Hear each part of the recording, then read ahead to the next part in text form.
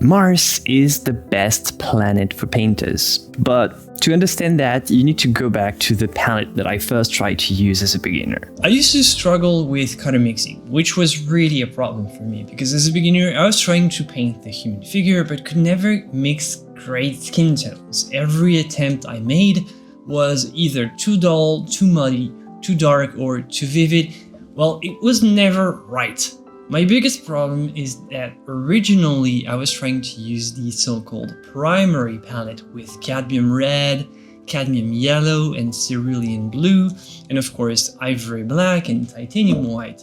Kind of like what this person posted in the Discord, you know, your usual primary palette with red, yellow, and blue. And by the way, yes, we have a Discord and you're welcome to join by following the link in the description. There's plenty of cool things to do in the Discord, and this is where it all happens. Technical questions, community critique, posting pictures of your art, hanging around in voice chat. It's a really cool community, so feel free to join. Back to the red, yellow, and blue palette. As I said, I don't know, I guess this palette works, but it never really worked for me and never really helped me understand color mixing. And yet here it was, the whole time. The solution to all my problems was to use iron tones instead of cadmium red and cadmium yellow to paint skin tones. Think about it. For skin tones, why would you need a color as extreme as this or this?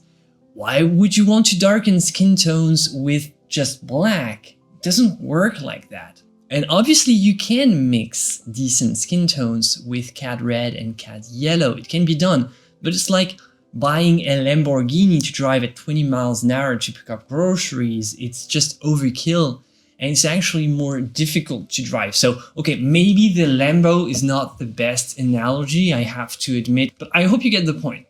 Let's forget about it. Take cadmium yellow, and then take yellow ochre. Guess which one is closer to the natural shade of the skin? Obviously yellow ochre, PY42, which is, by the way, not a genuine ochre, it's yellow iron oxide, synthetic yellow iron oxide to be precise. If you want to go full pigment nerdy, it's synthetic hydrated ferric oxide. Now, why am I saying all that? Why does it matter that it's iron? Because you'll see that everything that has to do with iron is naturally super close to the complexion of human skin tones. It's almost there in terms of hue.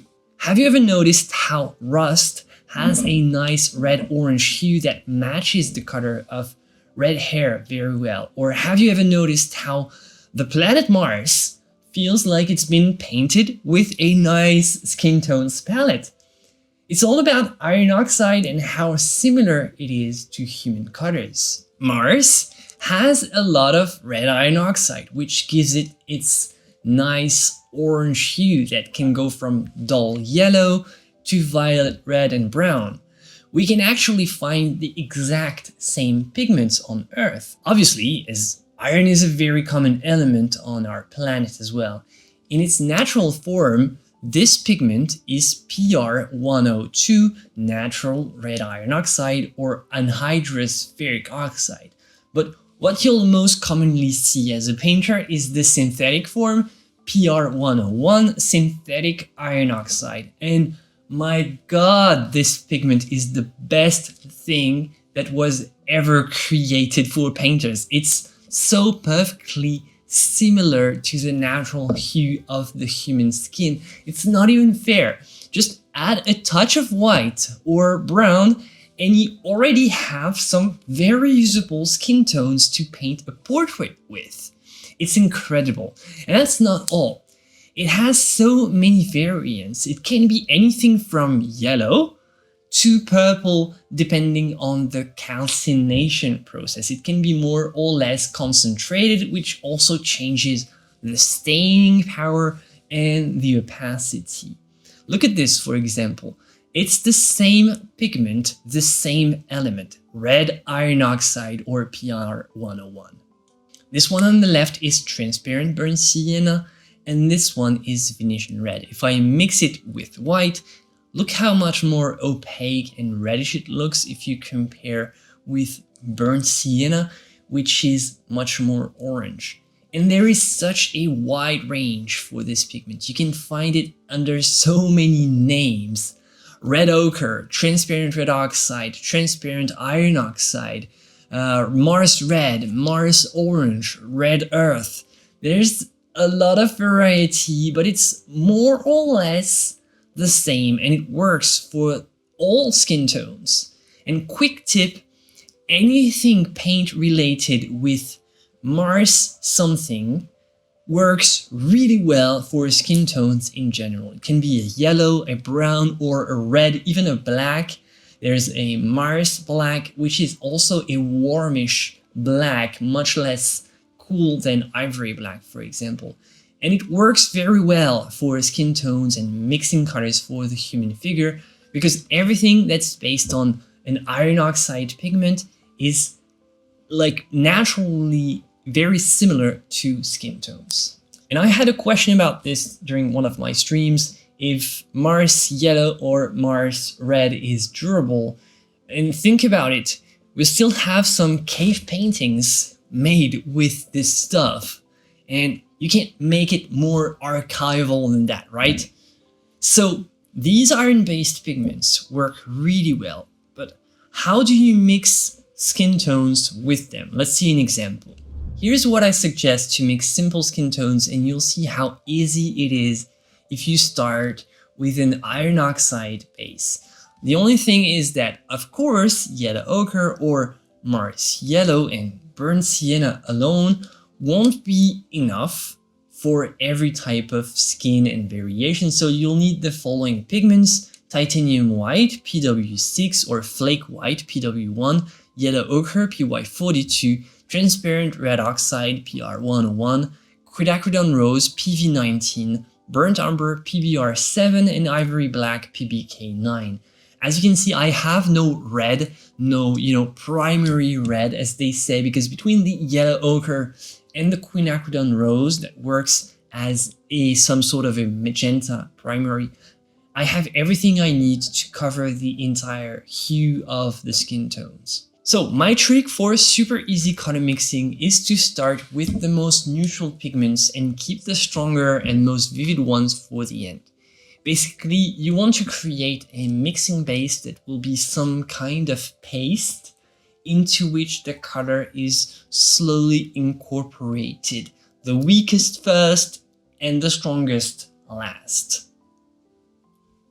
I start with a base of titanium white and yellow ochre, or I should say synthetic yellow iron oxide, but you know what it is now. Yellow ochre is the weakest, and as it is already, this simple mix is quite close to the hue of a pale yellowish skin, so it can already be very useful in certain situations. But here I'll continue and I'll pull this mix more towards the orange side, which should give me something even better. To do that, I use a small amount of transparent red oxide or transparent burnt sienna. And as we already saw, it's pretty much the same stuff, PR101. You can use a more concentrated and opaque PR101 like English red or Venetian red, but in my experience, I found that a transparent version and a more orange version of this pigment is in general more useful for skin tones, as it can also work for glazes. Once I'm done with the orange, still navigating the color wheel, I'll pull this mix more towards the magenta side, or pink if you prefer. So I'll add a very small touch of quinacridone rose, PV19, and a very small touch, because as you'll see, it's more powerful, so I keep it for the end. And there we go, by playing with different proportions of yellow ochre, transparent red oxide, and quinacridone rose, I can get a lot of variance. Now, how can you make this darker? Either to create shadows or to mix the skin tones for a person with a darker complexion. Pretty easy. I just use a touch of burnt umber, pigment code PBR7. And if you know me, you know how much I love this pigment. It's a nice, warm brown with an orange-red undertone very close to the hue of the skin. And just like that, straight out of the tube, it's already pretty close to a ready-made skin color, so you can't really go wrong with burnt umber, trust me. The only problem, it's maybe a little bit too chromatic, so it might have too much of an orange undertone, but it's not really a problem. It can easily be toned down with a small touch of ivory black or ultramarine blue, a very small touch if you prefer. And for this example, I'm just using burnt umber, but if you find that it's too orange, then add a small touch of blue or black, no big deal. Alright, so here it is. This mix can be either the shadow color for a person with light skin or the local color for a person with a dark skin type. And that's the great thing about this selection of pigments. It works for every skin type. It's universal. The only difference between the colors you need to mix for a black person or for a white person is in the value distribution. So let me explain. Here is a super simple value scale that you could use for a person with a light brown skin with shadows, local color, and highlights. What matters is the color in the middle, the local color or local value to be more precise. This is theoretically the basic color under normal light conditions. So this one in the middle is what you see when the color is not affected by shadows or highlights. It's the most neutral and the most representative version of the color. Now, here's what I call value distribution. With the same set of colors, let's say that I want to mix skin tones for a person with light skin. In this case, the local color in the middle would need to be way lighter because the color under normal conditions outside of highlights or shadows is much lighter, so it has to represent that. The shadows can be lighter, like what I did in this example, but depending on the light source, this can change. If you have a very strong chiaroscuro light, like a setup with very harsh lighting, like a Caravaggio painting, for instance, the shadows can be super dark, almost black, yet the local value is still the same. So the shadow can vary and the local value will stay the same. Now, for a black person with an even darker skin, again, the local value obviously is going to be darker, but as you can see, the highlight, it doesn't necessarily have to be super dark as well. For example, if the person is sweating or if the skin is more oily, it will reflect the light source almost like a mirror, and the specular highlight will look very light despite the fact that the overall color of the skin is much darker. You have to understand that everything happens in the middle, in the local color. The highlights and the shadows, they can have a lot of variety and they can deviate a lot from the norm depending on the light source and the aspect of the skin, how greasy, how reflective it is. The only thing that stays the same pretty much is the color in the middle, and that's what helps us understand colors and makes the difference between what we understand as dark and light skin tones.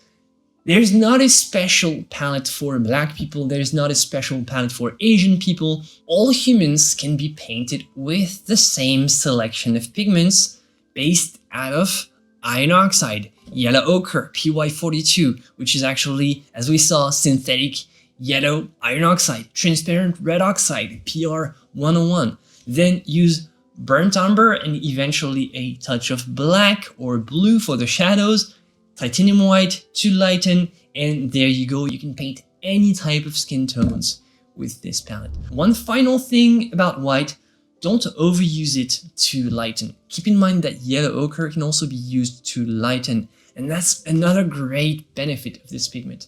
Most of the time for skin tones, it's a much better idea to lighten with a mix of titanium white and yellow ochre rather than pure titanium white.